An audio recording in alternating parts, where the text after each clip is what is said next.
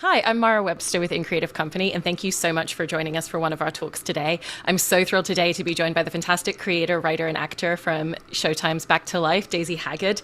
And the first thing I wanted to start by asking you about is how writing a second season of a show actually creates a really different structural roadmap for you as a writer, because obviously in the first season, a lot of it is about introducing character, and particularly with a show like this, really bringing the audience into what is the tone and what is the voice of the show. And at this point, having established that, there's still new characters appearing, but you can really lean into and rely on the audience's relationships that they've built both with the characters and with the voice of the show. And so how did that create a different structural approach in writing the scripts this season? I think to a sense you let the characters sort of take on their own, they all kind of come to life a bit in the second season. So you sort of go, oh, I can't wait to get back to writing Janice. What's she going to say? You plan and think about it. And, me and Laura do lots of discussing about what we think. I had the image of how the show would end. So we talked about all those things in detail. But then because the characters, they just kind of, you're not trying to think about who's playing them, who's playing them. They just start to sort of take on their own life in a way that's really lovely and kind of organic. And, so I think that that while you plot and structure and you do all that work, you also which I think we did in the first season, to be fair as well, we let the characters take I suddenly would phone Laura and go, I've just killed the woman next door. She's just died. I'm really sorry. You let them sort of, they take on even more of their own life. And because you had such a strong sense of how the second season was going to end, was it very much about then walking backwards and figuring out the roadmap for each of the characters and each of the narrative arcs that was going to lead to that point? Yeah, and I think I was also prepared to throw away how I thought the season would end if it felt natural and right to. But yeah, I think I'm one of those people who I don't really plan. It's like people tell me the themes to the show and I'm like, oh, that's so clever. Thanks for working it out for me. I don't kind of analyze much, if that makes sense. It's all pretty instinctive. And then of course, someone says, oh, the show is so obviously about forgiveness. Everyone's forgiving everyone at all times. And it's all about, and then you go, oh yeah, of course it is. So I don't sort of think of things in a particularly analytical way. I think of most things in a very instinctive way. So yes, I had the final image of the show very much in my head. I knew what I wanted for Miri in the last moment of the season, but I didn't really know how she was going to get there and what was going to happen. And then me and Laura talked, and we'd start writing, and we planned little bits, so we knew one big event that was going to happen, and then it is just kind of seeing how you get there. And I sort of think that some people really love planning. If I plan, I feel I'm immediately bored by what's coming. So I will guarantee that won't happen. Does that make sense? Because I'll bore myself and go, oh, well, now I know what's happening. I'm really bored now. So I have to surprise myself as I'm writing and imagine that I'm watching it.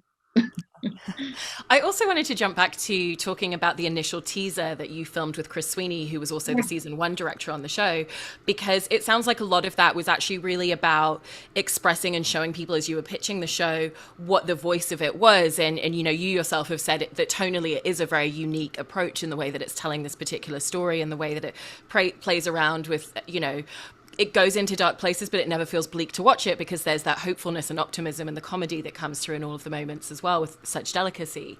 And so when you were shooting that teaser and when you were starting to pitch the show, what were the aspects of it that you started to feel really protective of in terms of how you wanted to tell the story with that particular voice in mind?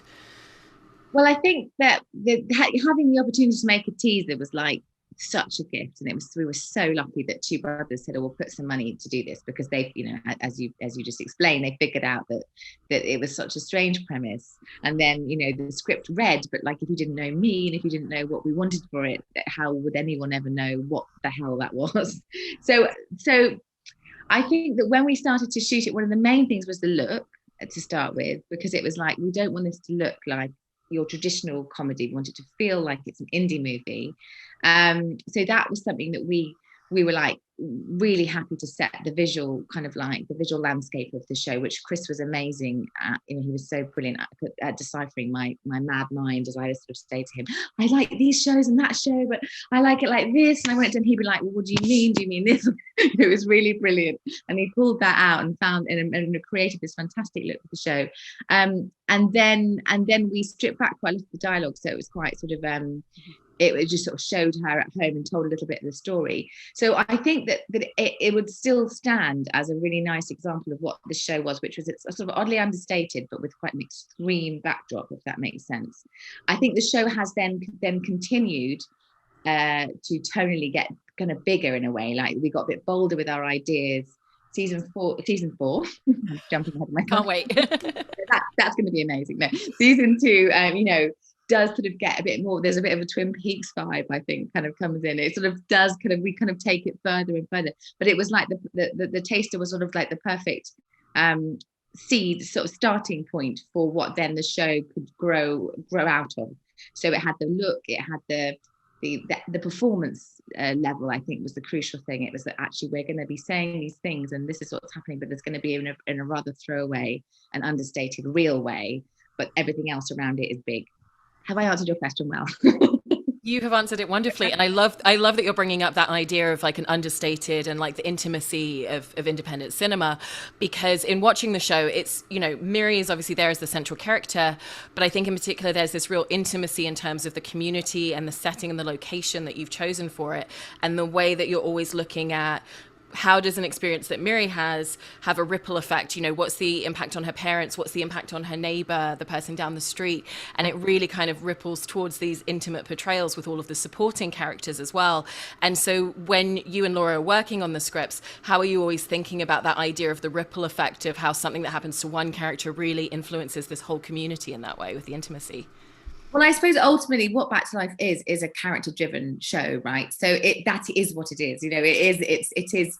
You know, it's got this big, as I say, this big, you know, premise of, well, she killed someone, but actually it's relationships, and all the relationships are just affected by it. So as much as you enjoy using detail from your own personal life, like, you know, my dad and the dishwasher or whatever, you know, you then also get to explore this big kind of like bomb that's gone off in a community. It sort of is a real kind of gift to write, because you can do the mundane stuff, which is really fun and really the observations, but then you have just got this like big elephant in the room in every scene, which is that this girl did kill someone. So it's sort of implicit in a way, if that makes sense. But it was actually like, if you look at some of the episodes, if you were to break it down, like some episodes are just, you know, Miri tries to register at the GP. That's the episode.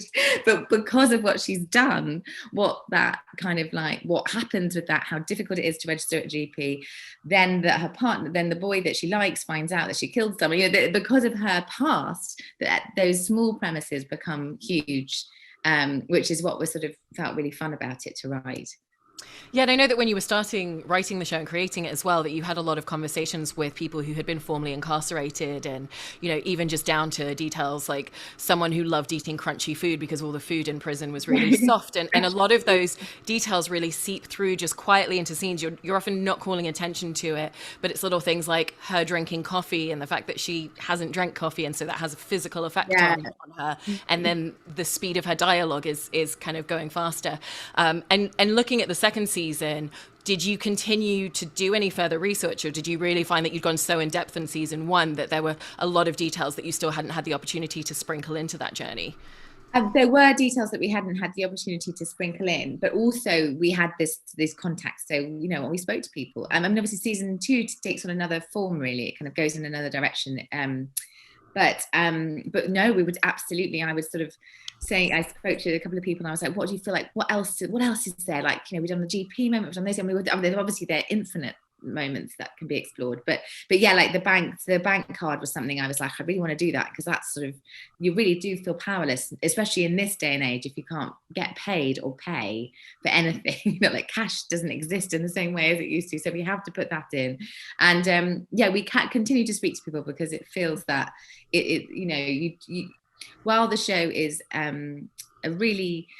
it's fictional, it's big, it's sort of, you know, at some points really silly, in other points really, like, you know, hopefully warm, all those things. It's a big world. It's not an entirely real world, but we wanted loads of that. We wanted those really real moments, so that if people who had experienced that watched it, they would actually go, oh my god, that is, which, you know, we did actually have quite a few like lovely messages from people who had been in prison, who were like, you know, and I was worried about that, because I thought, oh god, I'd hate to sort of yeah, that really would worry me. I don't want to, I'd want to get those moments right. And so that was really lovely when you get a message from someone saying, I know this is a very fictional show about this, but actually I had that experience, or that feeling of feeling like the town prior, so I was glad that we threaded those moments in. Yeah. And because of the age that she was specifically as a character when she was incarcerated, and the fact that it's been 18 years and she hasn't had the opportunity to have formative, adult experiences out in the world, there's, all those larger details, but there's also a lot of other ways that really are serving her as a character who is an adult woman, but also is still trying to serve who she was when things were taken away from her. And there's all those little beautiful moments like the Tamagotchi when she like pulls it out of her pocket and she kisses it, and it's an anxiety thing, but it's also an emotional connection to who she was and things that she's trying to hold on to. And so how do you always set about wanting to explore that in a lot of different ways with her as a character as well? Well, I mean, there's two things going on with there. One is that it's just really fun, isn't it? Thinking, oh, what should I have in my bedroom when I was 18? Like in the first season, it's really fun kind of having a Jamie Oliver picture and just all our dead icons, now dead, but who died in the time that she's been in prison. So there's a sort of level of fun with the darkness and the sort of what's happened in that time and time passing. There, and then also just things like your hair crimper, thinking, oh God, that would be quite funny if you were reunited. So there's a sort of there's just a lot of fun to be had with that. At the same time, it is also a sign of her. I think we realised that her innocence in a way would serve the story, because she also has a lack of innocence in many ways. But in this life here, trying to start a life, trying to kiss a boy, trying to get a GP, trying to join, she has an innocence and a vulnerability that she maybe didn't have in prison. But those things serve to sort of humanize her, I think, because and make her vulnerable, and for you to sort of relate to this adult beginner, which is something I've always been obsessed with. And I'm so happy that you brought up the hair crimpers, because there's been such a great journey with Miri's hair in both seasons. In the first season when she self-cut her own fringe, and then with this season with the crimpers. And the fact that it wasn't something that you just did for one moment in an episode, that became her look throughout the entire season. And so was it something where you, because there was such like an interesting traction with her hair and the way that told us a lot about her as a character in the first season, was there a real consciousness of thinking about a way to explore that in the second season, or did it just come about quite organically? It was a couple of things. One was like, some people were like, oh my God, you can finally look fantastic. You can have great hair and her fringe kind of grown out and all that. And I was like, that would not be the show if that's what happened. So it made me really go, no, we have to think of something else really silly that she really commits to. And also it sort of set about a new beginning for her. And there's something about her confidence with it. She feels great. So this time, because I wore a fringe, I wore like a wig fringe in the first season, and this season I didn't. I just said, I'll chop my fringe. It's only just growing back actually. I said I'll just chop it off so I can make my kids' bedtimes, and then I don't have to sit around with a wig being fiddled into my head. And then we just did a full crimp, and we just went for it, and it was great. I love it. And then I also, in a similar vein, the idea of her costumes are really interesting. And there's that moment in this season when she leans on a desk and gets paint on her shirt, and she continues to wear that shirt in continuous episodes as well, because she's lived in a world where you don't get to change your clothes and you do have to just exist in what you're wearing every day. And so how have you also used details like that to tell a really specific story and back? Well, I mean, actually in that, the crossing over of, that was a funny moment when I wrote that in, and then suddenly I was like, oh gosh, the next 2 episodes, I think, or two and a half episodes are all set within like 5 hours. So of course you're going to be wearing the same top. I was like, oh, I'm now giving myself paint boobs for a really long time. And God, I did have a chance. I could have given myself Armani dresses, but I'd be like paint boobs and no fringe. Damn it. But I think that one of the things that really interested me when I spoke to people who'd been in prison was about choice. So that when you were in prison, they only had, I think she said she had 5 outfits or 5 items of clothing that she could rotate and wear. So one of the things that really overwhelmed her when she came out was the choice and not knowing what to do with that choice. And also it was the clothes that in your cupboard that you had left behind when you got into prison. So that just felt like another nice detail of going, oh, we can just give her some of the things that she would have had at 18, and she hasn't. There is no makeover moment. I mean, there's a vague makeover moment in season 2, but it's a reverse makeover moment, isn't it? It doesn't look better. But you know, there is no makeover moment. It's like, that's what you've got and you wear it until you get your first paycheck. And we never get to the moment where Miri has a paycheck. And I don't know what she would buy if she did. Well, you know, that moment where she does have the reverse makeover and it doesn't go too well is at Billy's mum's birthday party within the show.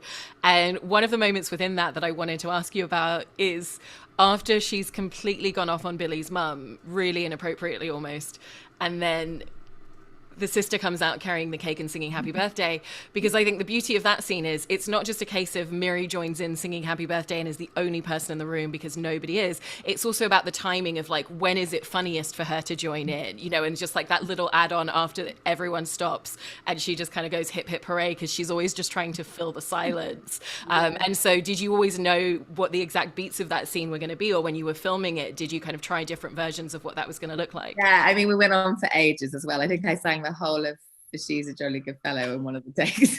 And I think there's a point where you go, at some point we've got to end the scene, because it's only a 29-minute episode and Daisy loves an improvise. So there I am, just like, how long can we do this? Because I'll keep on going. So no, I think that for me with comedy, like what I suppose like with writing is, it's all, if I plan it too much, it would go wrong. So I learn my lines and then I'm like, let's just see what feels right. And I try and just get really prepared so I know what I'm doing, and then try to chuck all that away and feel the moment that would feel the most right and the most funny and the most awkward. So yeah, you just kind of follow your belly. And I also wanted to ask a little bit about the scene where they go on a walk with the alpacas, because you've mentioned that was actually something that you had in mind for season 1, but obviously the context of it is that's Billy's mum, you know, that's her and Billy going on a date almost, and then his mum showing up, and the real tension that comes and the humor that comes from the fact that they're walking these alpacas down a path. And what was some of the other details that ended up peppered into the second season that had been similarly concocted for season 1, but maybe just didn't fit within the narrative structure at the time? Well, actually, I don't know if you noticed it, but the rubber duck that was in season 1, there was a thing about the rubber ducks, and I was like determined to get my little rubber duck into season 2, even if nobody noticed it. I wanted the same ducks that Oscar was upset about. This big, shipping container sinking off the coast of the Isle of Wight, and I wanted those ducks to come back in this this season, because it was around about the time where the shipping container could have cracked open and some of them could be out. So I was like, they are good. I don't care what anyone says. I don't care if no one gets it. I'm having my little duck at the end of the show. And that was one. And then the alpacas. And actually, those of these ideas are my husband, who me and Laura always count as the third writing partner, really, because he kind of suddenly says something. Like he came up with the sound mirror. He'll be like, look at this picture. This is really cool. And he does the music as well. So he's really inspiring, and suddenly going to go, oh, look at this. Or, suddenly sends you an article, and then he knows what he's doing. He's getting into your head. And he's always told me that I share a very strong similarity with an alpaca, and it'd be quite funny to see me next to one. So we did have this idea of a lost alpaca in the town in season 1, and then we realized that was not BBC 3 budget friendly to have an alpaca on a high street. But maybe in the last episode, when it was all building up and everything was getting really intense, we've learned with this show that if we just follow the intensity in the drama, it all goes wrong. So actually we were like, let's go to an alpaca farm. That's what they do. Let's do something completely different. So you've got this thing that's going to happen, but you just have this completely different morning. And so, yeah, that was another one of his suggestions. I also wanted to talk a little bit about the character of Lara's dad in this season, played by Adrian Edmondson, because I think what's so interesting in the way that this character has been concocted is we started to really build up this idea of who he was. And, towards the end of last season, obviously, we got a little bit of a window into some of the more nefarious character traits that he has. But at the same time, you've written him in this really rich way where even in this season where we're exploring a lot of the darker places with him as a character, you're never taking away from the fact that this is a parent who lost their child and went through immeasurable grief and trauma, and what that does to a person as well. And so as you and Laura have always been writing and concocting this character, even when he was just someone that we were hearing about on screen, how have you always made sure that you're servicing both of those sides of him? It just felt absolutely fundamentally important that he was a human, and that he, you know, we know he's horrible. We know he's a nasty man. He's a corrupt man. He's, you know, had a relationship with a very young, you know, young girl. You know, we know lots of things about him that we don't like, but he has also lost his daughter. And for me, you know, there was a way that, you know, you do drafts of characters, and it's at times you're like, he could just be a pantomime villain, and then you don't care about him and you don't get anything from it. And actually, like, the more of a human he is, and the more of a grieving man he is, the more dangerous he is, and the more scary he is, because it's like those moments in films, or, you know, I always remember the moment where in a film where a baddie suddenly is really gentle or human, because then I'm like, oh, I recognize that person, you know, where someone is just like, then you're like, yeah, okay. So it just felt completely right. And also, he had lost his daughter, and I suppose there is a sort of, you know, you don't want to dishonor that. Like, you know, you have written a show about a girl being murdered, and there are fact that does have ramifications for her family. You can't just then go on, then he's a baddie and she's a baddie. It's like, no, he is a human being, highly flawed, not a nice man, but he's had this incredible loss, and it just felt like it made sense, and it had to be done that way. Yeah. And when it comes to both writing the dialogue for Miri and your performance within her, I wanted to ask you about the way in which you play around with her trying to navigate the space that she takes up, because one of the aspects that's really interesting is that she'll be in a conversation with someone, she'll maybe raise her voice a tiny bit, there's a real kind of like soft-spokenness a lot of the time, or she'll fill a space with an awkward comedic moment or say something a little bit bold, and then there's also a lot of walking it back immediately after, a lot of apologizing within things that she's saying to people and trying to backtrack on moments, and it feels like she's never quite certain the space that she takes up within interactions. And so in terms of scripts and performance, was interested in how that dance always comes about. Oh, I feel like in this season, so the first season she was more of a taking her first steps, and this one she's becoming stronger, isn't she? So yeah, she's just a bit of a sort of she's a bit awkward and a bit sort of I'm sorry, I'm here kind of person, I think, isn't she? But I think that in this season she steps up a gear, and we see a little bit more of her mettle, you know, about of her sort of strength and her clarity, and she does stand up to people, even if a minute later she goes, sorry, I didn't. She's finding her true skin, I think, and she hasn't found it yet, but she's a stage closer to owning the space she's in, but she's not there yet, because she is sort of like written a bit like a teenager rather than a fully kind of like, you know, functioning, you know, older person. She's definitely a little bit more tentative, isn't she? Yeah. And I mean, because of that, did you find that when there's the scene with her in the lighthouse with Mandy, when she suddenly kind of like really goes in on her a little bit in a way that we haven't necessarily seen her do so much, that there's just a lot more payoff because of how you're playing her in the lead up to like that? Yeah, and it feels like you've earned the right to see her. I mean, we were worried about at one point in this one, she's too shouty in this season. She's shouting a lot. I'm shouting a lot. Laura, is that bad? Check the rushes, quick. I seem to be shouting a lot. She said, I think you've just done a shouty week. I think it's fine. But, you know, I think that, yeah, you build her to the point where, you know she's a good person, I think, by then.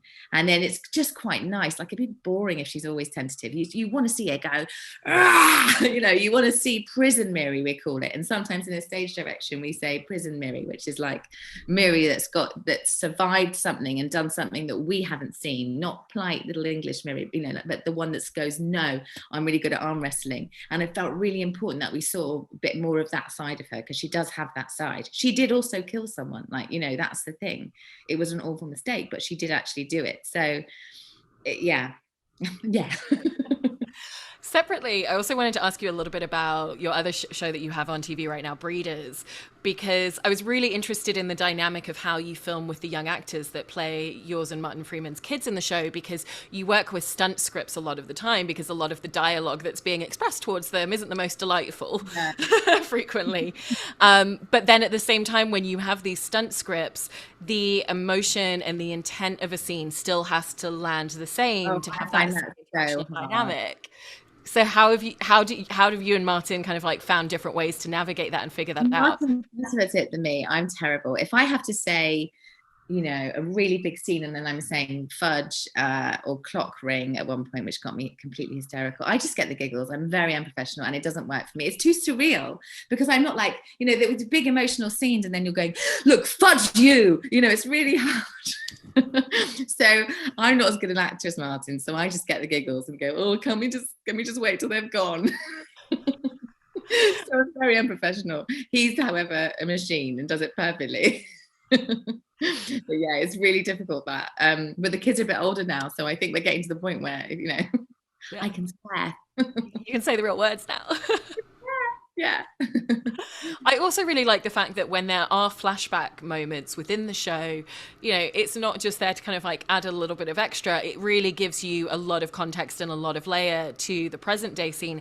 And so in having the opportunity to almost shoot these two different connected emotional tracks of a moment, do you find that really helps you in adding a lot more depth and layering to her as a character?